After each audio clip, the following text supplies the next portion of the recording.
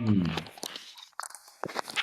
संलेखना संथारा समाधि, उसमें स्वाध्याय के लिए जो विशेष कुछ गाथाओं का हम चिंतन कर रहे हैं, उसी कड़ी में अब आज ही कर रहे हैं।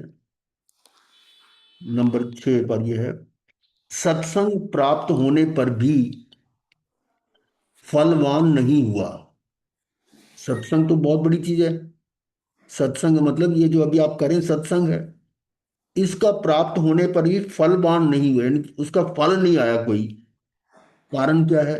क्योंकि सत्संग की पहचान कर उसे जीव ने परम हितकारी नहीं समझा। उसको सिर्फ सत्संग समझ के कर लिया। और कई तो सत्संग वो कहते हैं दो चार भजन बोल लिए, वो सत्संग हो गया। और आमतौर पर अन्य धर्मों में भी सत्संग होता है तो वो क्या ढोलकी छेने रख के अपना वो दो चार आधा का पौना घंटा अपना वो भजन कर लेते हैं, तो वो सत्संग हो गया। पर यहां पर क्या कह रहे हैं, सत्संग की पहचान कर उसे जीव ने परम हितकारी नहीं समझा, परम स्नेह से उसकी उपासना नहीं की। तो ये क्या हुआ, प्राप्त को भी अप्राप्त जैसा कर दिया। यानी प्राप्त है, सत्संग मिला, पर वो ना मिले के बराबर हो गया। मिला ना मिला एक बराबर हो गया, ये ऐसा श्री वीतराग ने कहा है। अगला पॉइंट है, अवश्य ही इस जीव को प्रथम सब साधनों को गौण मानकर। अब इसके लिए क्या करना, अवश्य बताया कि जीव को प्रथम पहले तो सब साधनों को गौण मानकर, जितने भी साधन हैं उनको गौण यानी उनको मुख्य नहीं किया।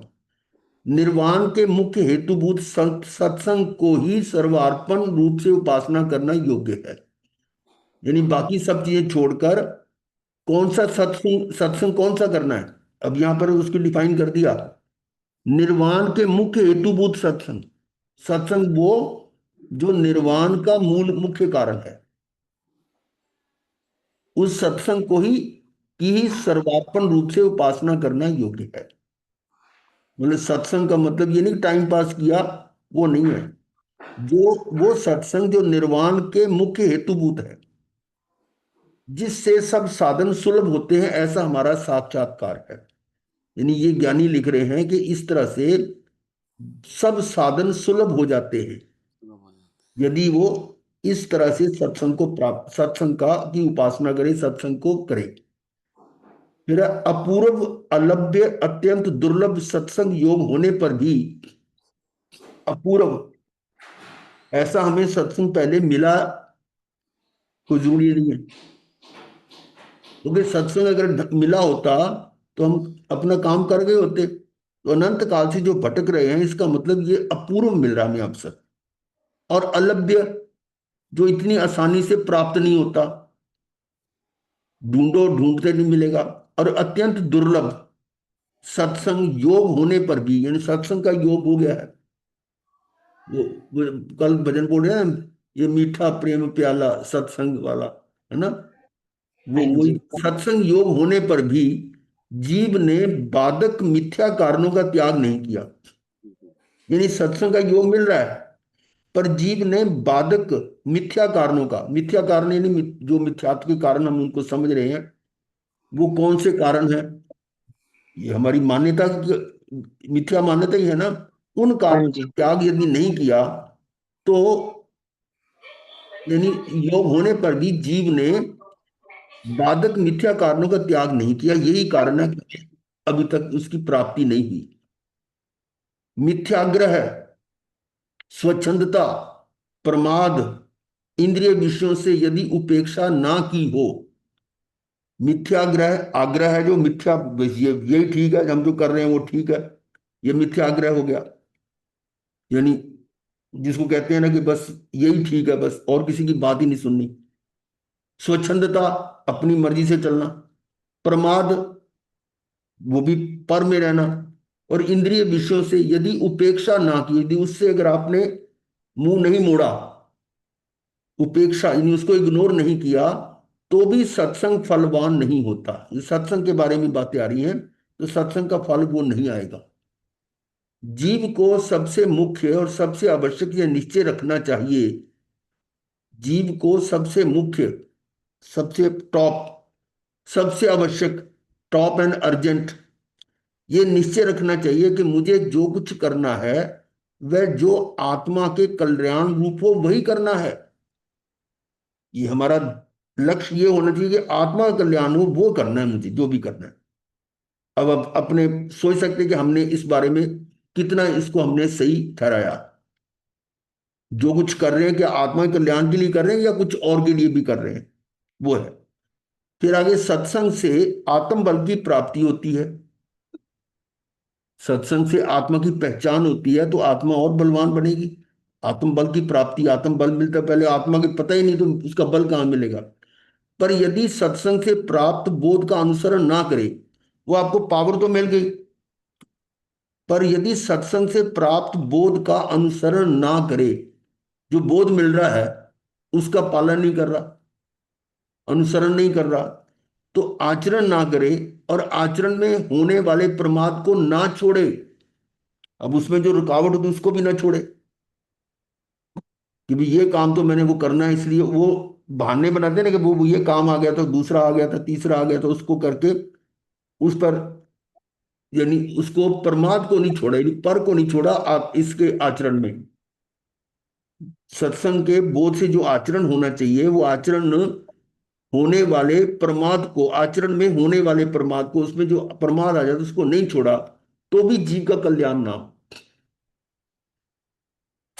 पर पदार्थ में जितने अंश में हर्ष विषाद हो, पर पदार्थ में जितने अंश में, जितनी डिग्री में हर्ष विषाद हो, उतनी ही ज्ञान की तरतमता कम हो जाती है, ऐसा सर्वज्ञ ने कहा। देखिए हर्ष और विषाद दोनों है, यानी राग और द्वेष। पर पदार्थ में जितना जितना राग द्वेष होगा उतनी ही मात्रा में आपकी ज्ञान की तरतमता कम हो जाती है। अगर हम्म। राग द्वेष ज्यादा है तो ज्ञान में कटौती ज्यादा होगी, और अगर राग द्वेष कम है तो ज्ञान में कटौती, यानी ज्ञान की तरतमता कम हो जाती है, ज्ञान में रुकावट आ जाती है जितना जितना ये बढ़ता जाएगा। रिवर्स, यानी इसको कहते हैं रेसिप्रोकल, कि जितना ये बढ़ेगा उतना कम हो जाएगा ज्ञान, ऐसा सर्वज्ञ ने कहा। फिर सत्य का ज्ञान होने पर भी मिथ्या प्रवृत्ति दूर ना हो, ऐसा नहीं होता। एक बात समझ लीजिए, सत्य का ज्ञान होने पर भी मिथ्या प्रवृत्ति दूर ना हो ऐसा नहीं होता। और कई बार सोचता है जी कि भी देखो सत्य ज्ञान तो हो गया मुझे, कि भी आत्मा है, शरीर मैं नहीं हूं, ये तो ज्ञान हो गया, फिर मिथ्या प्रवृत्ति प्रवृत्ति से दूर तो मैं हुआ नहीं। तो इसका अर्थ क्या है, इसका मतलब वो ज्ञान ही नहीं हुआ। हाँ जी, ज्ञान में हुआ। हाँ, अभी आगे देखिए क्या कह रहे हैं। सत्य का ज्ञान होने पर भी मिथ्या प्रवृत्ति दूर ना हो, ऐसा नहीं होता, ऐसा हो नहीं सकता। क्योंकि जितने अंश में सत्य का ज्ञान हो उतने ही अंश में मिथ्या भाव प्रवृत्ति का दूर होना संभव है। जितना जितना सत्य का ज्ञान होता जाएगा उतनी मिथ्या भाव की प्रवृत्ति दूर होती जाएगी। ये जिन भगवान का निश्चय है, ये पक्की बात है।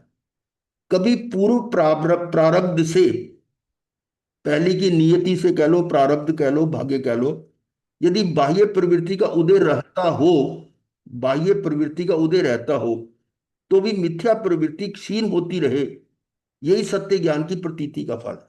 देखो क्या करे, जैसे वो सुबह की क्लास में आया था कि बहिरात्मा, पहले बहिरात्मा थी, उसके हाँ जी, हाँ जी। हाँ संस्कार जी। के कारण वो ऐसी लगभग यहाँ बात आ रही है हाँ कि जी, हाँ जी। पूर्व प्रारब्ध से यदि बाह्य प्रवृत्ति का उदय रहता हो, कि बाहर में हमारी वृत्ति चल रही है, तो भी क्या होगा, मिथ्या प्रवृत्ति क्षीण होती रहेगी। यही सत्य ज्ञान की प्रतीति का फल है। अगर सत्य ज्ञान हुआ है तो वो उसकी प्रवृत्ति में क्षीणता आती जाएगी, कमी आती जाएगी। यदि मिथ्या प्रवृत्ति कुछ भी दूर ना हो, अब ये पॉइंट आ रहा है जो पहली लाइन के साथ जोड़ोगे इसको, यदि मिथ्या प्रवृत्ति कुछ भी दूर ना हो तो सत्य का ज्ञान भी संभव नहीं है। वो हमारा वहम है, भ्रांति है कि मैं सत्य का ज्ञान हो गया है। आगे है सत समागम और सत शास्त्र के लाभेच्छु। सत समागम यानी सही, जो सच्चा समागम है, यानी आगम अनुसार कह लो या आत्मा के अध्यात्म कह लो, और सत शास्त्र के लाभेच्छु, उसके जो लाभ के इच्छुक हैं, ऐसे मुमुक्षु, मुमुक्षु का मतलब मोक्षाभिलाषी हैं, उनको आरंभ, परिग्रह और रसास्वाद आदि का प्रसंग न्यून करना योग्य है। आरंभ, परिग्रह और रसास्वाद,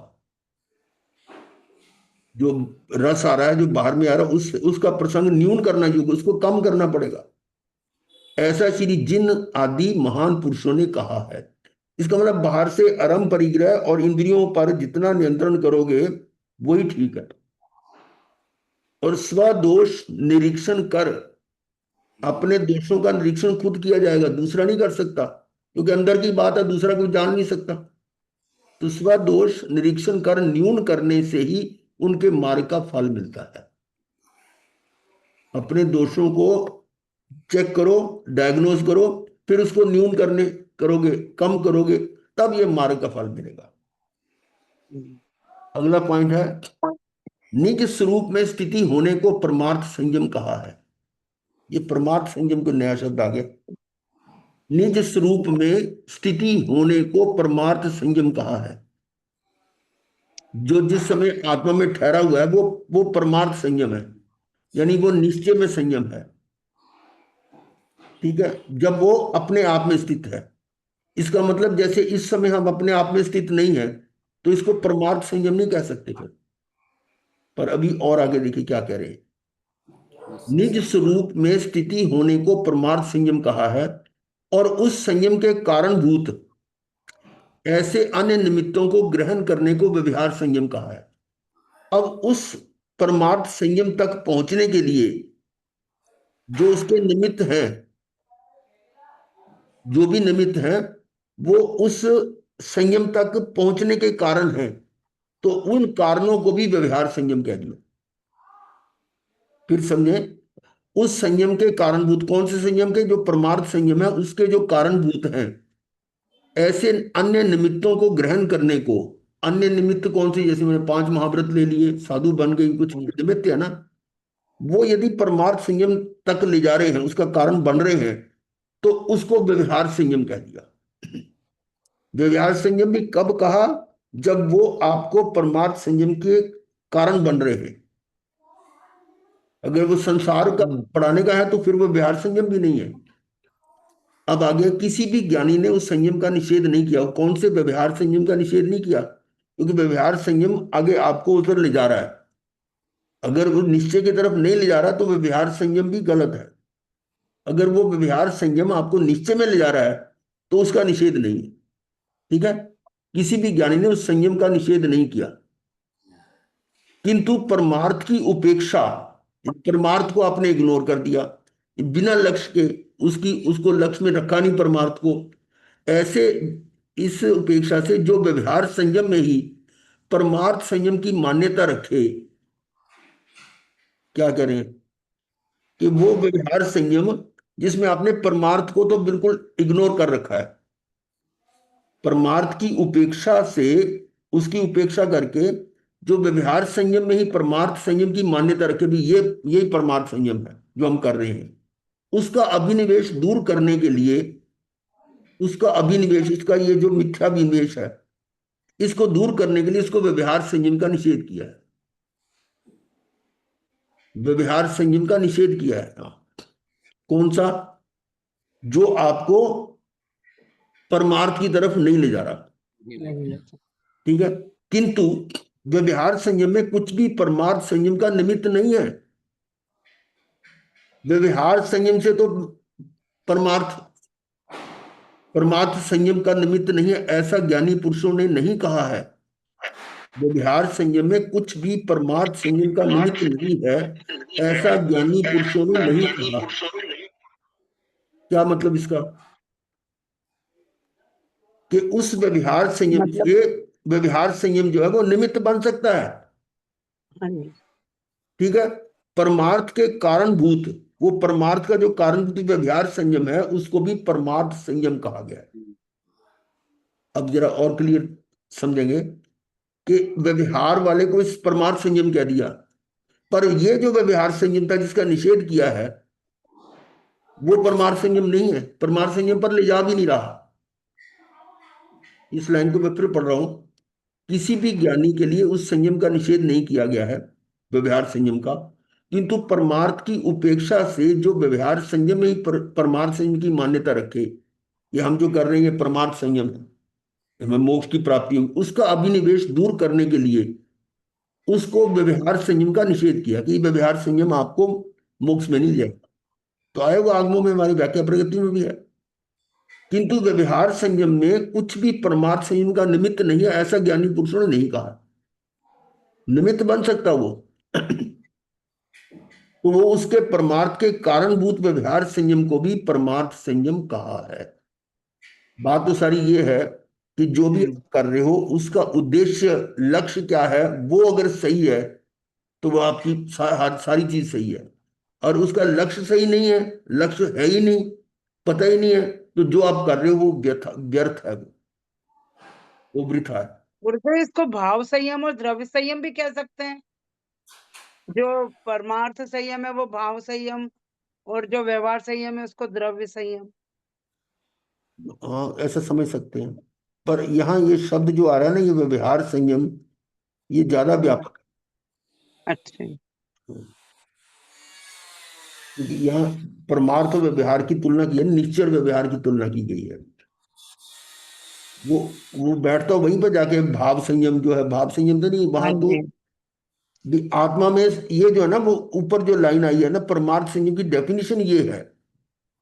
हाँ अब जी। इसमें परमार्थ संयम क्या है, तो भाव संयम नहीं कहा। वो आत्मा तक पहुंचने हाँ की जो जी। जिस स्वरूप में स्थिति होने को परमार्थ संयम कहा है, तो हाँ जी। उसी के मुकाबले में व्यवहार संयम की बात करिए। तो ज्ञानी ने ऐसा कहा कि आहार लेते हुए दुख होता हो, आहार लेते हुए भी दुख होता हो और छोड़ते हुए भी दुख होता हो, तो वहां संलेखना करना चाहिए। यानी आहार भी लेने में दुख हो रहा है, छोड़ने में भी दुख हो रहा है, तो कहते संलेखना करनी चाहिए। पर उसमें भी अपवाद होता है। अपवाद का मतलब किसी कारण से उसकी छूट भी है। क्या? कि ज्ञानी ने कुछ आत्मघात करने का उपदेश नहीं किया कि जब तक इसमें से कुछ निकल सकता है तो निकाल लो। तो उसके लिए फिर इलाज आदि में करने का भी मतलब मनाही नहीं है। पर वो इलाज जो कर रहे हैं, उपचार जो कर रहे हैं शरीर का, वो मात्र इस दृष्टि से कि इसके थ्रू हमें अपनी साधना करनी, साधना। ना कि सिर्फ शरीर पर ही ध्यान हो। हाँ जी। ये फर्क है। आगे है साधक की साधना हेतु स्मरणीय सूत्र, ये याद रखने के लिए है। साधक कौन है? संलेखना संथारा साधक, उसकी बात आ रही है। तो जिस समय आत्म रूप से केवल जागृत अवस्था रहती है, आत्म रूप से केवल जागृत अवस्था रहती है, अर्थात आत्मा अपने स्वरूप में सर्वथा जागृत हो जाती है, उस समय उसे केवल ज्ञान होता है। केवल ज्ञान की बात। और जिस पदार्थ को तीर्थंकर ने आत्मा कहा है, जिस पदार्थ को यानी जिस द्रव्य को, जिस वस्तु को परमात्मा ने आत्मा कहा है, उसी पदार्थ को उसी स्वरूप से प्रतीति हो। वो जो पदार्थ आत्मा को उस आत्मा की, यानी पदार्थ का मतलब आत्मा, यानी है ना, उसी पदार्थ की यानी उस आत्मा की उसी स्वरूप से, स्वरूप मतलब आत्मा की, आत्मा के आत्मा से ही पदार्थ की उसी स्वरूप से प्रतीति हो, उसी परिणाम से आत्मा साक्षात भासित हो। किसके परिणाम से? आत्मा की बात। यानी इसका मतलब बाहर का कोई लिंक नहीं है, शरीर का भी लिंक नहीं है उसमें। उसी पदार्थ को उसी स्वरूप से प्रतीति हो, उसी परिणाम से आत्मा साक्षात भासित हो, उसे परमार्थ समकित्व कहा है। वो परमार्थ संयम था, ये परमार्थ समिकित्व है, निश्चय में समकित है, व्यवहार समकित नहीं है। व्यवहार समकित तो हमने कहते हैं देवगुरु धर्म, वो जो पाठ करते हैं ना, अरिहंतो मैं देवो हाँ जी। साहु हाँ न जी। पनतंग तत्तंग इस मतंग में गही मैंने ये, वो व्यवहार संकित है। वो निमित्त बन सकता है ना निश्चय संकित का, तो इसलिए उसको हाँ संकित जी। कह देते हैं। हाँ भी ये संकित का पाठ हो गया, संकित बना दे दी। अगला है पॉइंट, दीर्घ काल तक यथार्थ बोध बीज का परिचय होने से। अब ये बोध बीज आपको जैसे मिल रहा है, इसका कंटिन्यूटी रहे दीर्घ काल तक। यथार्थ, यथार्थ का मतलब जैसा भगवान ने बताया वैसा ही, जिसका अर्थ है वैसा बोध बीज, यानी बोधि का परिचय होने से बोध बीज की प्राप्ति होती है। जब एक चीज को आपका परिचय हुआ और बार बार वो परिचय कराया जा रहा है, तो वो बोध बीज आपको मिल गया। और ये बोध बीज प्राय निश्चय संकित दर्शन ही होता है। अब आप समझ लो कि जो बचपन में हम सुना करते थे गुरु धारणा, गुरु धारणा क्या है? एक तरह का वो बोध बीज दिया जाता है, और उस बोध बीज जो है वो लगातार आपको वैसा बोध मिलता रहे तो निश्चय सम्यक दर्शन हो जाएगा। परंतु वो तो सिर्फ अपनी एक परंपरा बना ली कि मैं तेरा गुरु, तू मेरा चेला, और अपनी नाम की माला दे दी, ये मेरा नाम की माला करना, और ऐसे ऐसे महीने में या 2 महीने में 4 महीने में मेरे दर्शन करना, इस तरह की बातें करते हैं ना। तो आप जानते होंगे जो गुरु धारणा कराते हैं वो नियम भी करा देते हैं कि भैया महीने में एक बार दर्शन करने आना। तो वो जो है ना, लगातार आपको उसको सही मायने में बोध मिलता रहे तो नीचे संकेत में बदल सकता है। पर यदि सिर्फ परंपरा ही रह गई, मतलब उसको बोधि प्राप्त हो नहीं रही, उसको बोध बीज मिल ही नहीं रहा, उसका परिचय नहीं हो रहा, तो फिर वो निश्चय सम्यक दर्शन कैसे बनेगा? फिर देखिएगा, दीर्घ काल तक यथार्थ बोध बीज का परिचय होने से, पहली बात तो यह कि उसमें बोध बीज देते नहीं है जो आप वो संकेत देते हैं ना, संकेत देना कह लो या गुरु धारणा कह लो, उसमें कौन सा बोध देते हैं?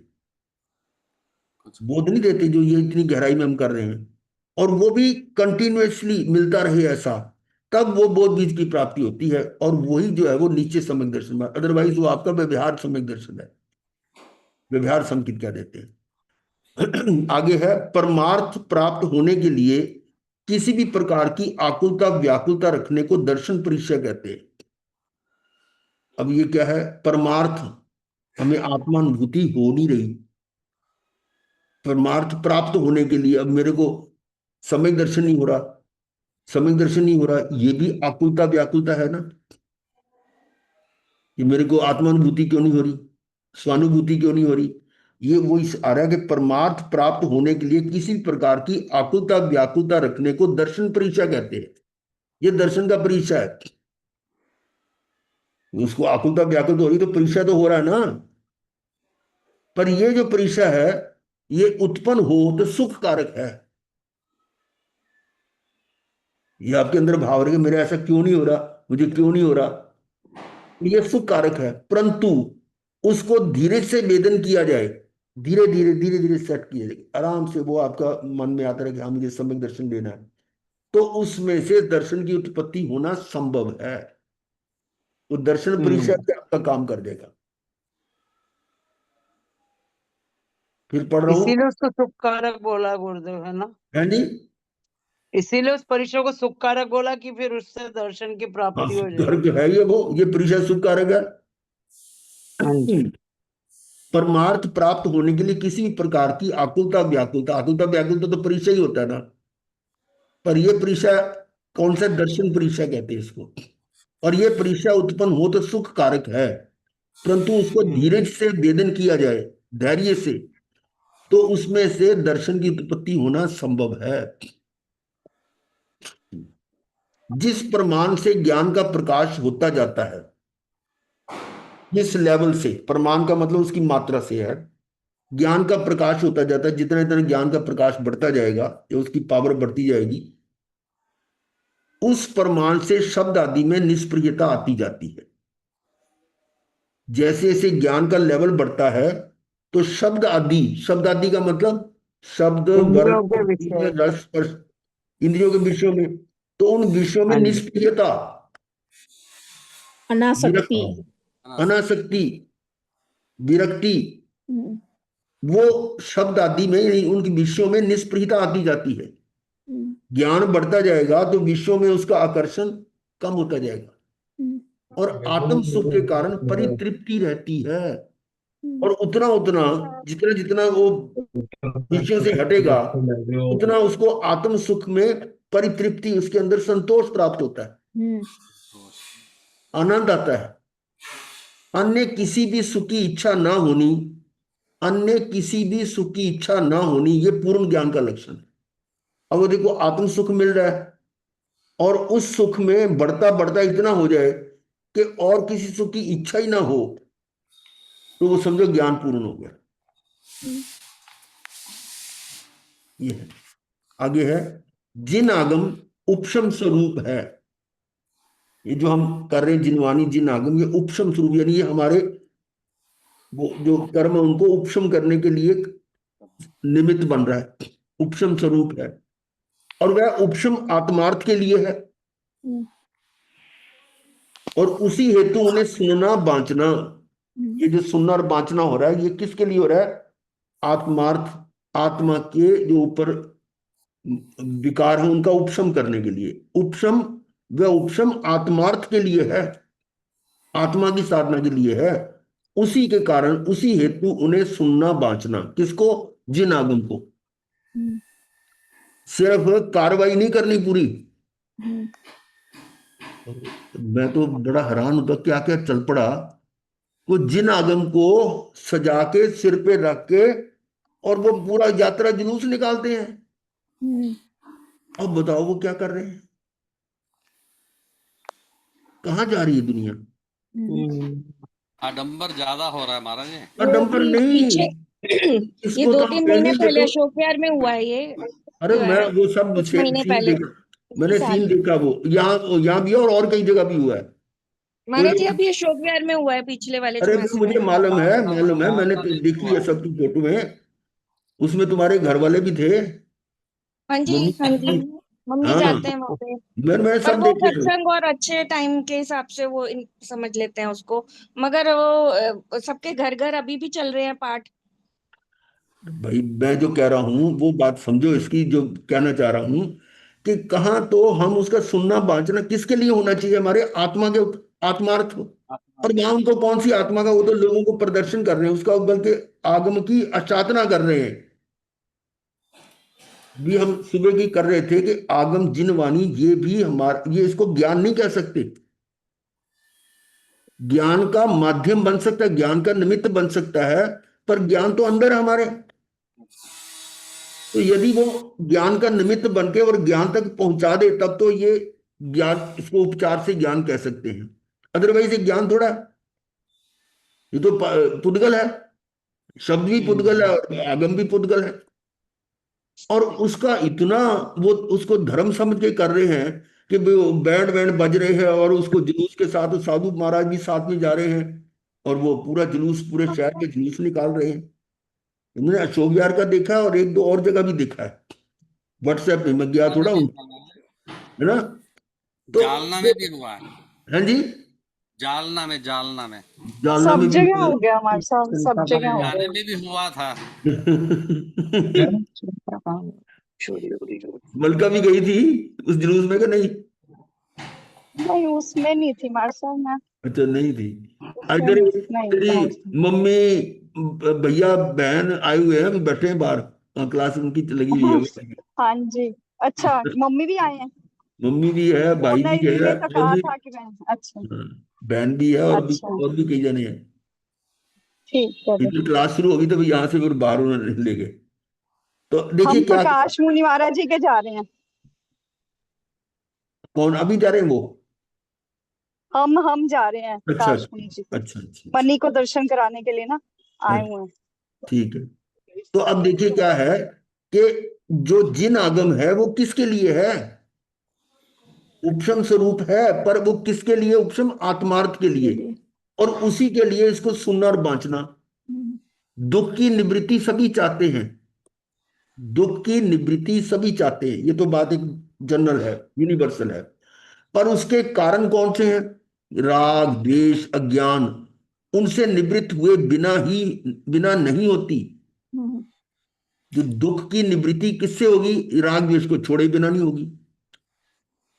ठीक है ना? राग द्वेष अज्ञान उनसे निवृत्त हुए बिना दुख की निवृत्ति नहीं होगी।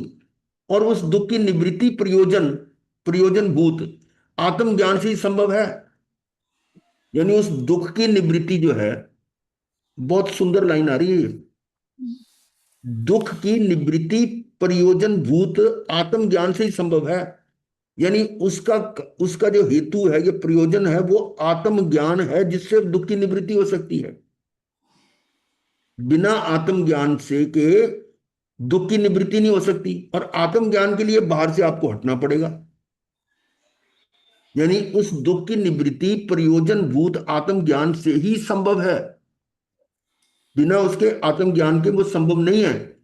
और उसी लक्ष्य से सदगुरु के वचन का श्रवण करना या सत शास्त्र करना, शास्त्र का विचार करना, क्या कह रहे हैं, वो आत्मज्ञान के लक्ष्य से करना। क्योंकि दुख तो चाहते हो आप, दुख की निवृत्ति हो जाए, कि दुख से मैं हट जाऊं। और उसके कारण कौन से हैं? राग देश और अज्ञान। इसको कैसे हटाओगे? राग देश हटेगा तो निवृत्ति होगी ना दुखों से। और राग देश ज्ञान को हटाने के लिए किसका किसका सारा संभव है? आत्मज्ञान का। ठीक है ना? राग देश अज्ञान उससे निवृत्त हुए बिना नहीं होती। और उसकी निवृत्ति के लिए, यानी ये जो राग देश की निवृत्ति के लिए प्रयोजन भूत क्या है? आत्मज्ञान। ज्ञान। तो इसी लक्ष्य से सदगुरु के वचन का श्रवण करना या सत्शास्त्र का विचार करना। अब आप देख लो कि ये जो क्या कह रहे हैं और वास्तव में हो क्या रहा है। परंपराएं चल रही हैं कि भी हमने आज ये उत्तराधर्म सूत्र पूरा करना है या घर घर में पढ़ना है। अब वो क्या समझ रहे हैं क्या नहीं समझ रहे, ये तो हम नहीं कह सकते। इस तरह के बहुत सारे हो रहे हैं, अनुष्ठान कर रहे हैं ऐसे ऐसे कि घर घर में जाप हो रहा है, इसका उत्तराधर्म का भी हो रहा है, अभी ऐसे भी कराते हैं।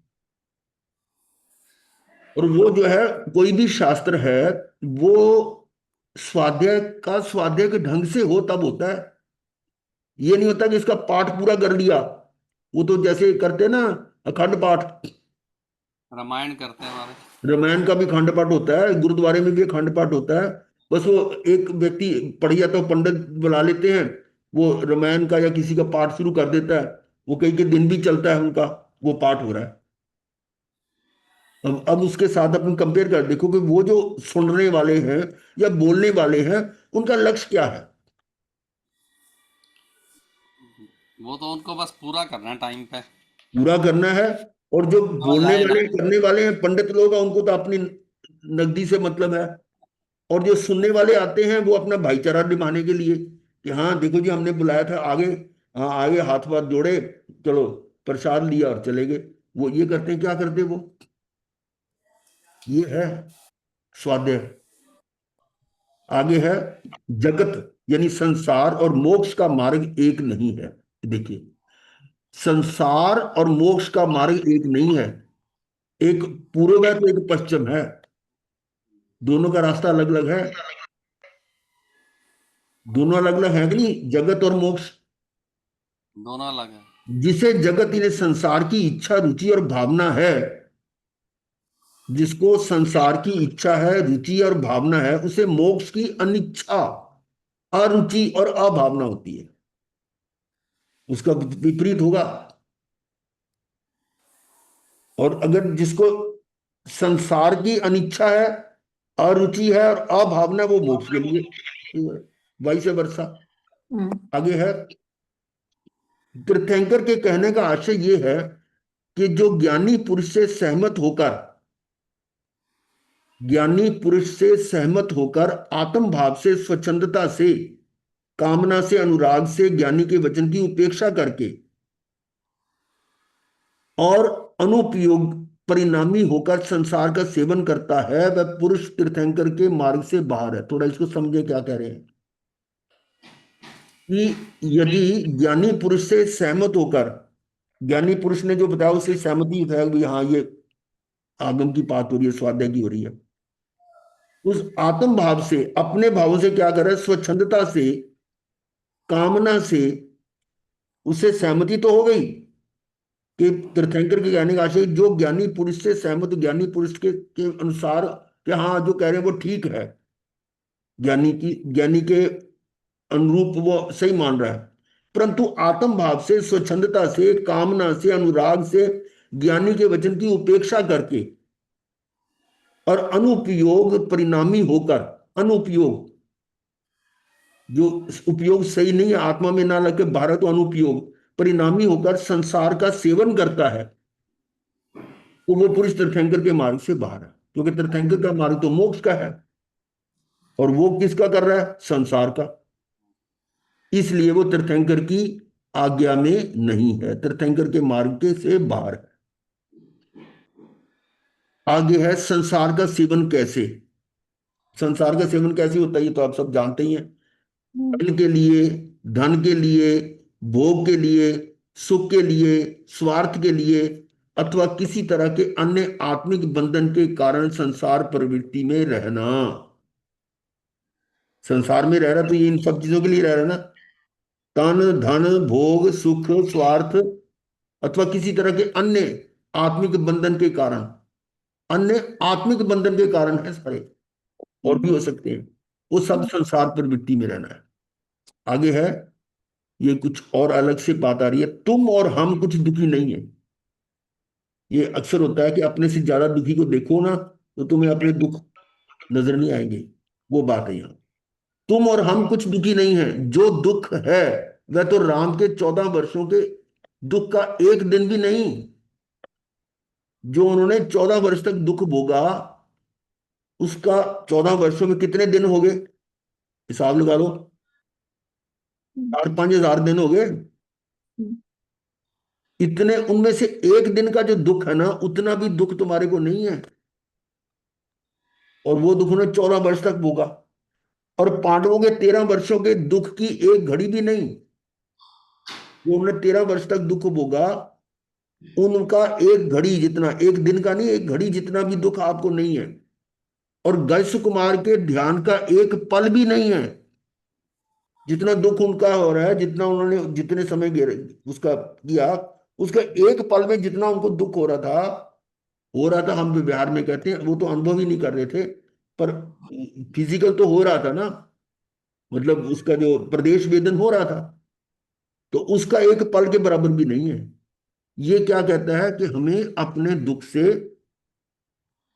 दुखी ना हो, उसके लिए आ रहा था। तो उनकी तरफ देख के अपने को थोड़ा साहस, प्रेरणा मिलती है।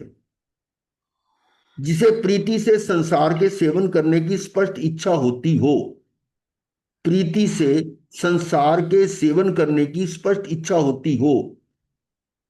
अब क्या कह रहे हैं, मतलब वो उसका राग उसमें है संसार के सेवन में, और बिल्कुल क्लियर है कि हमें तो आनंद आ रहा है, संसार में मौज हो रही है, तो उस पुरुष ने ज्ञानी के वचनों को नहीं सुना है या दर्शन नहीं किया है। इसका मतलब अगर ज्ञानी के वचन सुने हों तो उसको संसार के सेवन में इच्छा नहीं रहेगी, या दर्शन किए हैं तो अगर मान लो वो ज्ञानी के वचन सुने हैं और दर्शन किए हैं, तो उनकी ये इच्छा समाप्त होनी चाहिए। नहीं हुई है तो उसका वो अर्थ क्या कह रहे हैं, इसका मतलब आपने ज्ञानी के वचनों को सुना ही नहीं या उसके दर्शन ही नहीं किए। ठीक है। जिसकी कमर टूट गई हो उसका प्राय समस्त बल क्षीण हो जाता है। कमर पे लाठी प्रहार हो, जिसे ज्ञानी पुरुष के वचन रूपी लकड़ी का प्रहार हुआ है। अब ये प्रहार तो ज्ञानी करते हैं, ये तो हम देख ही रहे हैं। स्वाध्याय में एक जगह नहीं अनेकों जगह आता है कि ज्ञानी कैसे कैसे लठ मारते हैं। हाँ, उपाधियां मिलती है। ज्ञानी पुरुष के वचन रूपी है ना, अरे मूढ़ मूर्ख है, क्या है वो, ज्ञानी पुरुष के वचन रूपी लकड़ी का प्रहार हुआ है, उसका संसार क्रिया संबंधी बल क्षीण हो जाता है। विक्षिप्त, विक्षिप्त। हाँ जी, विक्षिप्त। अब विक्षिप्त भी बोला है। तो यहां पर देखिए क्या है, थोड़ा और भी गहराई सोचें। तो ज्ञानी जो इस प्रकार का क्रोध दिखाते हैं, तो वो क्रोध क्या वो वास्तव में क्रोध कर रहे हैं? नहीं करते। हैं? नहीं कर नहीं। रहे, वो हमारा भला चाहते हैं। हाँ। हाँ, उनका वो क्रोध भी हमारे को प्रशंसनीय है। हम्म। हमें हमें उसकी प्रशंसा करनी चाहिए। हमारा हम अपनी तरफ से देखें तो वो प्रशंसनीय है, परंतु उसके बावजूद भी ज्ञानी अंदर से ये नहीं चाहता कि मैं इनका कुछ बुरा कर रहा हूं। तो अंदर में उसका द्वेष का भाव नहीं होगा। द्वेष का वचन कठोर हो रहे हैं, पर हाँ जी। अंदर में वो द्वेष का भाव नहीं होगा उनका। ठीक है ना? तो हाँ। यहाँ है जिसकी कमर टूट गई हो उसका प्रयास बल क्षीण हो जाता है, और जिसे ज्ञानी पुरुष के वचन रूपी लकड़ी का प्रहार हुआ है तो उस प्रहार से उसका संसार क्रिया संबंधी बल क्षीण हो जाता है। तो संसार क्रिया के प्रति उसका बल कम हो जाता है यदि, तो वो सही समझो कि उसका प्रहार सही है, नहीं तो वो ढीठ है फिर वो। ज्ञानी पुरुष के वो कहते हैं ना, दो पहिया बिसर गईया। तो ज्ञानी पुरुष के दर्शन के बाद यदि स्त्री को देखकर राग उत्पन्न होता है तो समझो उसने ज्ञानी पुरुष का दर्शन ही नहीं किया। ज्ञान रात में जाए क्योंकि वो देखे देखना पे।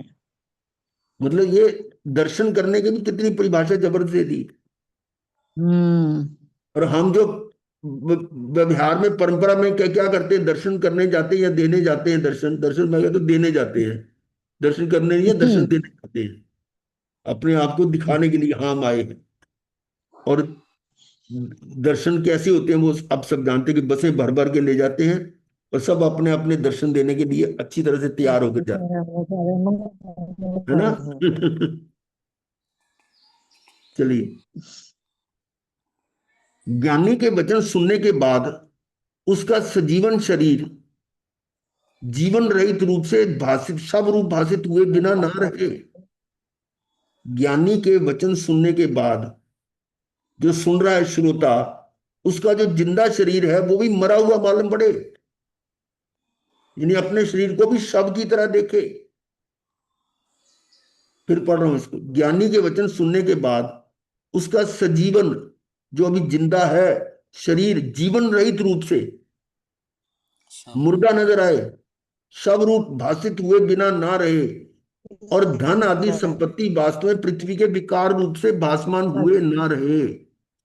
मतलब फिर उसको जो धन वगैरह संपत्ति वगैरह वो पृथ्वी के विकार, पृथ्वी का मतलब ये पुद्गल के विकार ये सारे वो ऐसा भाषित हुए बिना ना रहे। ये तो है, जब उसका रिजल्ट आएगा तभी तो पता लगेगा कि हाँ हमने वचन सुने हैं, नहीं तो इधर से सुने इधर से निकाल दिए। ये अधिकतर ऐसा ही हो रहा ना। हाँ जी। जितनी भीड़ इकट्ठी होती है, 2,000 5,000 10,000 लाखों की तादाद में भी भीड़ इकट्ठी होती है, वो उनमें कितने लोग ऐसा सुनते हैं? या सुनाने वाले भी कैसे हैं, न श्रोता न वक्ता। और इस तरह की बात करने वालों को भीड़ इकट्ठी हो ही नहीं सकती। उनको भीड़ तो इकट्ठी करने के लिए और कई तरह के मसाले होते हैं कि जो आएगा उसको एक चांदी का सिक्का एक सोने का सिक्का दिया जाएगा, अच्छा बढ़िया खाने को मिलेगा, और फिर प्रवचन में भी चुटकुले और कुछ ऐसे गाने बजाने कुछ ना कुछ वो लगा रहता है, तो वो आते हैं, ड्रामे वगैरह होते हैं। लक्की ड्रॉ निकालते हैं, लक्की मैंने ड्रॉ। पहले बोल दिया, सिक्के होते हैं। पर भावना भी सबको मिलती है। वहां पर भावना भी मिलती है, अभी पता है कि यहाँ पर भावना ज्यादा मिलती है, वहां ज्यादा रश हो जाता है, पता है। और हमने तो देखा अपने अशोक बिहार में शुरू शुरू में 82-3 की बात है पुरानी, वो वो उठाइयां लोगों ने करी ना इसे, तो कई कई जगह नाम लिखवा देते हैं। वो बोरियां भर भर के इतने इतनी वो लेके गए सामान, बर्तन है ये उनके, वो बर्तन वर्तन चलते थे ऐसे, इतना सामान लेके जाते थे। वो क्या है, इसलिए भीड़ हो जाती थी, जो पता है कि वहां पर माल ज्यादा मिलेगा तो वहां लोग इकट्ठे हो जाते हैं। तो ज्ञानी पुरुष के सिवाय उसकी आत्मा दूसरी किसी भी जगह क्षण भर भी ठहरने की इच्छा नहीं करती। ज्ञानी पुरुष के सिवाय उसकी आत्मा दूसरी किसी भी जगह क्षण भर भी ठहरने की इच्छा नहीं करती। यानी ज्ञानी क्या मतलब, अज्ञानी के पास वो नहीं जाएगा। हाँ जी। संसार में एकदम उदासीनता होना, संसार में एकदम उदासीनता होना, उससे अप्रभावित रहना, दूसरों के अल्प गुणों में भी प्रीति होना, गुण चाहे थोड़े हैं पर गुण तो है ना, अल्प गुणों में प्रीति होना, और अपने अल्प गुणों में भी अत्यंत क्लेश होना कि मेरे में गुण ज्यादा क्यों नहीं है, और दोष के नाश करने में अत्यंत वीर्य स्फुरित होना। वीर्य यहां पर अपना उपयोग पूरा लगाना उसमें, कि चार हमारे आत्मा के गुण है ना, ज्ञान, दर्शन, सुख और वीर्य। वो शक्ति जो है वो किसमें हो, अपने उपयोग लगा के उसको दोष को नाश करने में हो, दोष के नाश करने में अत्यंत वीर्य स्फुरित होना, वो वीर्य प्रकट होना। ये बातें सत्संग में अखंड एक शरणागत रूप से ध्यान में रखने योग्य है। ये बातें सत्संग में अखंड एक शरणागत रूप से ध्यान में रखनी, ये सारी सत्संग की बातें आ रही थी। अब आगे देखते हैं, एक नया टॉपिक है, शारीरिक वेदना आए तब क्या करें। शारीरिक वेदना को देह का धर्म मानकर, जो शारीरिक वेदना है वो पुद्गल की है ना, पुद्गल में हो रहा, मुझ में तो कुछ हो नहीं रहा, वो देह का धर्म यानी पुद्गल का है। और बांधे हुए कर्मों का फल समझकर, जो कर्म मेरे बांधे थे, मैंने ही तो बांधे थे, उसका फल समझकर सम्यक प्रकार से सहन करना योग्य है, उसको सहन करो। और बहुत बार तीव्र वेदना होती है, कई बार बहुत तीव्र वेदना होती है, उस समय वैसा श्रेष्ठ जीवों को भी स्थिर रहना कठिन हो जाता है। बहुत ज्यादा वेदना हो सकती है और हर की अपनी अपनी क्षमता है, फिर भी बारंबार हृदय में उस बात को विचार करते हुए और आत्मा की नित्य, अब उस बात को किसको याद करना है कि ये शरीर का धर्म मेरा नहीं है, इस बात का विचार करेगा, या ये कर्मों का फल है। बारंबार हृदय में उस बात का विचार करते हुए, कौन सा विचार करते हुए, ऊपर जो लाइनें आई है कि ये देह का धर्म है और ये कर्मों का फल है, ये विचार करते हुए आत्मा की नित्य, कि आत्मा नित्य है, आत्मा तो कोई इसको दुख होता ही नहीं, अच्छेद्य है, अभेद्य है, इसका छेदन भेदन नहीं किया जा सकता, और जरा मरण आदि धर्म से रहित भावना करते हुए, जरा मरण आदि धर्म से रहित है आत्मा, अजर अमर अविनाशी, इससे रहित भावना करते हुए, विचार करते हुए कितनी तरह से उस सम्यक विचार का निश्चय आता है।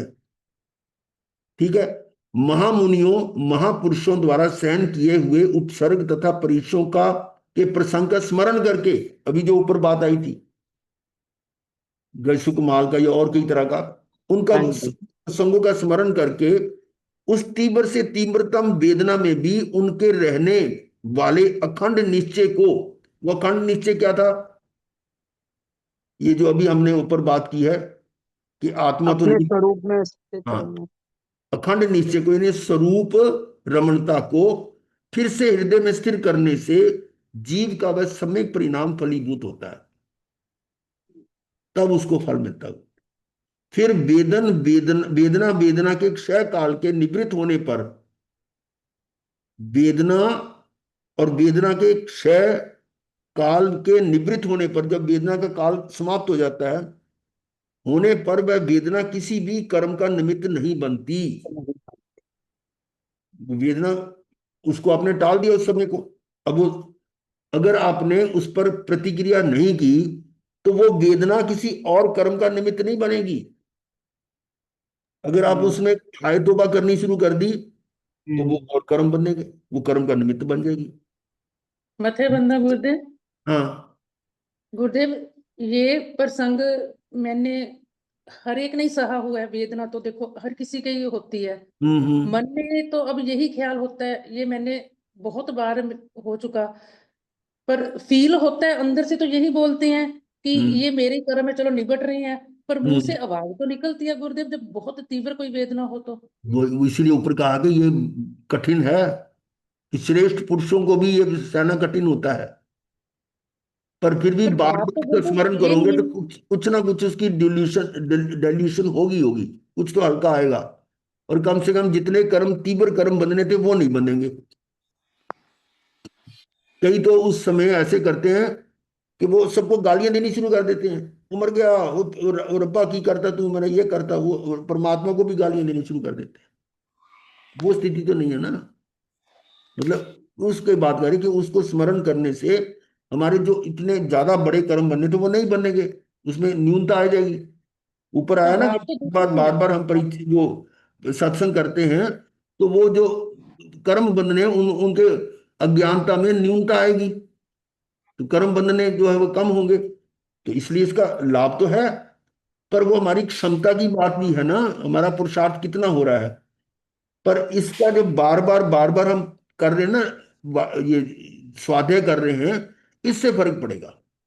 हाँ जी। ये जो गलतियां हमने पहले की हैं अब आगे ना हो। ये बात भी पक्की है कि वो हर एक की अपनी अपनी टॉलरेंस लेवल होता है। तो टॉलरेंस लेवल जो है, जो वो जो जो कर्म आ रहा है वो कितनी तीव्रता वाला आ रहा है।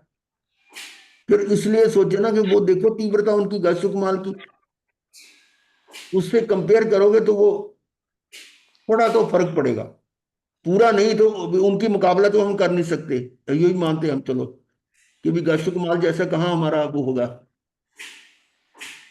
लेकिन फिर भी उनको उनको ध्यान में रखकर उनकी प्रेरणा से जो हाँ कुछ ना कुछ कम हो। हाँ जी। जिस समय शरीर व्याधि रहित हो, अब जिसमें कोई बीमारी नहीं है, उस समय जीव ने यदि उससे अपनी भिन्नता समझकर ये शरीर मेरे से अलग है, उसका अनित्य आदि स्वरूप जानकर उससे मोह ममत्व का त्याग किया हो, तो वह महान श्रेय है। ये तो है स्वस्थ पुरुष के लिए कि भी वो माना कि शरीर से ममत्व कम है। फिर भी ऐसा ना हुआ हो तो, अब ऐसा नहीं किया उसने, जब स्वस्थ था तब तो किया नहीं, अब आ गई बीमारी, फिर भी ऐसा ना हुआ तो किसी भी व्याधि के उत्पन्न होने पर उस प्रकार की भावना करते हुए जीव को प्राय निष्फल कर्म बंध नहीं होता। अब आपकी बात का उत्तर आ रहा है यहाँ कि जब स्वस्थ है उस समय तो मान लो ऐसी हमने वेद विज्ञान नहीं किया, पर जब ऐसी स्थिति आती है, बीमारी आती है, तो वो जो भावना उस समय अगर भाई हुई हो, तो उस प्रकार की भावना करते हुए कि शरीर मेरा नहीं है, प्राय निष्फल कर्म बंधन नहीं होता, वो कर्म बंधन नहीं होता। और महाव्याधि की उत्पत्ति के समय तो जीव देह के ममत्व का जरूर त्याग करके ज्ञानी पुरुष के मार्ग का विचार पूर्वक आचरण करे, ये श्रेष्ठ उपाय है।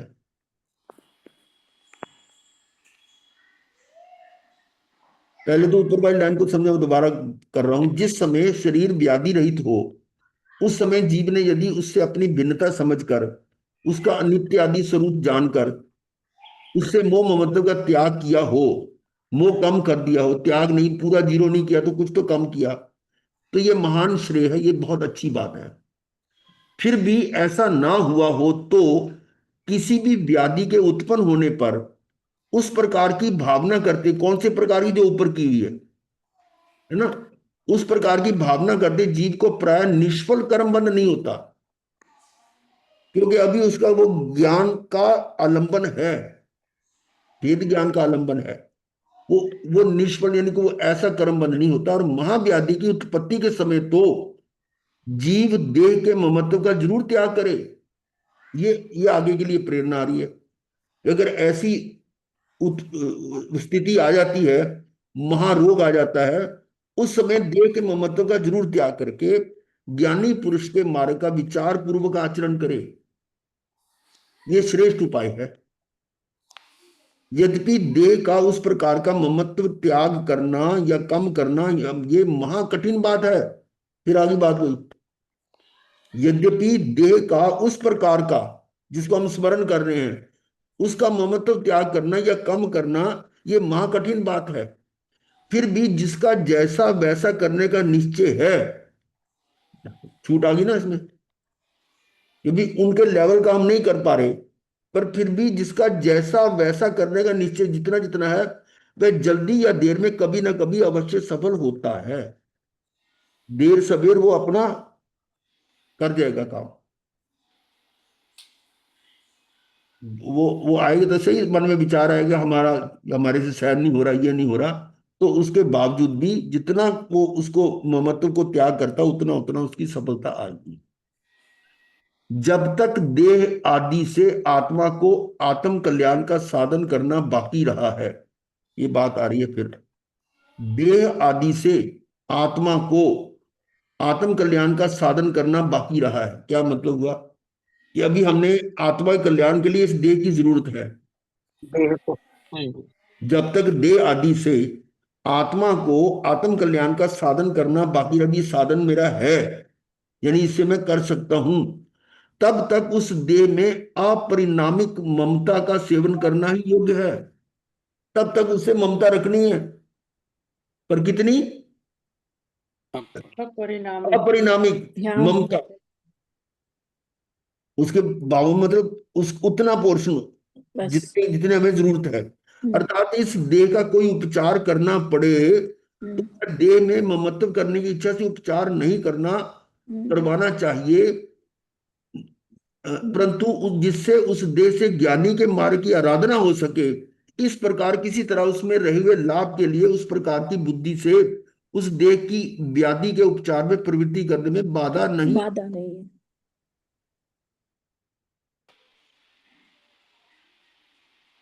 क्या पढ़ रहे हैं इसको, इस देह का कोई उपचार करना पड़े तो वह देह में ममत्व करने की इच्छा से उपचार नहीं करवाना चाहिए। नहीं कर मतलब उपचार नहीं करना, नहीं करवाना, करवाना ये बोलिए। फिर अर्थात इस देह का कोई उपचार करना पड़े तो वह देह में ममत्व महा वो हो। मैं हाँ पहले जी, ममत्व की बोल रहा इच्छा था, से नहीं करनी। उपचार यहाँ नहीं जो है करना, अलग नहीं से लाइन करवाना। है हाँ, कि देह का कोई उपचार करना पड़े तो वह देह तो में ममत्व। ममत्व करनी इच्छा से, देह में हाँ ममत्व जी। की इच्छा से कर रहा है, और वहां था वो अपरिणामिक ममता। हाँ जी। तो यहाँ ममत्व शरीर को बचाने के लिए उसकी ममता के कारण से उपचार नहीं करवाना चाहिए, नहीं करना करवाना नहीं चाहिए। हाँ ठीक है, जी। अब समझ आ गई ना। ये देह को उपचार करना पड़े तो वह देह में ममत्व करने की इच्छा से उपचार नहीं करना करवाना चाहिए, ना करना ना करवाना। परंतु, अब परंतु आ गए यहां पर, जिससे उस देह से ज्ञानी के मार्ग की आराधना हो सके, जिससे उस देह से ज्ञानी के मार्ग की आराधना, जो ज्ञानी ने बताया वो आराधना हो सके, इस प्रकार किसी तरह उसमें रहे हुए लाभ के लिए वो शरीर से लाभ मिल सकता है, और उस प्रकार की बुद्धि से उस देह की व्याधि के उपचार में प्रवृत्ति करने में बाधा नहीं है। मतलब ज्ञान की आराधना करना हो के लिए उसी तो करवा सकते हैं। हाँ, भी तो कर पाएगा। दोनों में अंतर है ना, हाँ जी। कि उस आत्मा के लिए उसका उपचार करने में बाधा नहीं है, और जो कुछ ममता है वह अपरिणामिक ममता है। अब ये अपरिणामिक ममता पर आया था ना, क्या हाँ अपरिणामिक जी। ममता का सेवन करना योग्य है, तो वो जो ममता है योग्य है। वो अपरिणामिक है, हाँ जी। अर्थात परिणाम में समता स्वरूप है। हाँ जी। परंतु उस देह की प्रियता के लिए संसारिक साधनों में जो ये प्रधान भोग का हेतु उसका त्याग करना पड़ता है। क्या कह रहे हैं, परंतु उस देह की प्रियता के लिए संसारिक साधनों में जो ये प्रधान भोग का हेतु है देह, जो उसका त्याग करना पड़ता है। देह को, देह के लिए लिखा है। नहीं, यहाँ थोड़ा इसको समझना, परंतु उस देह की प्रियता के लिए संसारिक साधनों में जो ये प्रधान भोग का हेतु उसका त्याग करना पड़ता है। इस प्रकार आर्त ध्यान से भी किसी प्रकार से भी देह में बुद्धि नहीं करना, ये ज्ञानी पुरुषों के मार्ग की शिक्षा जानकर आत्म कल्याण के उस प्रकार के प्रसंग में लक्ष्य रखना योग्य है। ये लाइन थोड़ी क्लियर नहीं हुई। उस देह की प्रियता के लिए सांसारिक साधनों में जो ये प्रधान भोग का हेतु है उसका त्याग करना पड़ता है। भोगने का हाँ। त्याग करने को कहा है। हाँ, भी देह को अच्छा, सही है। स्वस्थ अब बात समझ आ गई। भी ना देह के साथ आपकी प्रीति है और वो सांसारिक साधनों में भोग का कारण है, हाँ उसको गलत है। भोग समझ के उसका त्याग करना, उसका त्याग करना पड़ता है। इस प्रकार आर्त ध्यान से भी किसी प्रकार से भी उस देह में बुद्धि नहीं करना। भी देह देह छूट रही है, अब ये सारे मेरे सुख दूर हो जाएंगे तो वो आर्त ध्यान में चला गया ना। ऐसे करके किसी प्रकार से भी उस देह में बुद्धि नहीं करना, ये ज्ञानी पुरुषों के मार्ग की शिक्षा जानकर आत्म कल्याण के उस प्रकार के प्रसंग में लक्ष्य रखना योग्य है। 2-4 लाइनें और रहेगी, टाइम तो हो गया। श्री तीर्थंकर ने सब प्रकार से ज्ञानी की तीर्थंकर ने सब प्रकार से ज्ञानी की शरण में बुद्धि रखकर तो ज्ञानी अभी की शरण में ये वाला ये वो वहां फिनिश करके वहां करेंगे ना वो। श्री तीर्थंकर ने सब प्रकार से ज्ञानी की शरण में बुद्धि रखकर निर्भयता और खेद रहित भाव के सेवन करने की शिक्षा की है। सब प्रकार से ज्ञानी की शरण में बुद्धि रखकर, शरण कहां बुद्धि रखनी, ज्ञानी की शरण में निर्भयता और खेद रहित भाव के सेवन करने की शिक्षा की है। और हम भी यही कहते हैं, किसी भी कारण से संसार में क्लेशित होना योग्य नहीं। अज्ञान और अविचार सब क्लेशों का, मोह का और कुगति का कारण है। सद्विचार और आत्मज्ञान आत्म गति का कारण है। उसका प्रथम साक्षात उपाय ज्ञानी पुरुष की आज्ञा का विचार आराधना करना ही मालूम है। ये यहां तक हुआ, उसके बाद टॉपिक अगला चलेगा। हम यहीं पर इसका समापन करते हैं। समय हो गया है।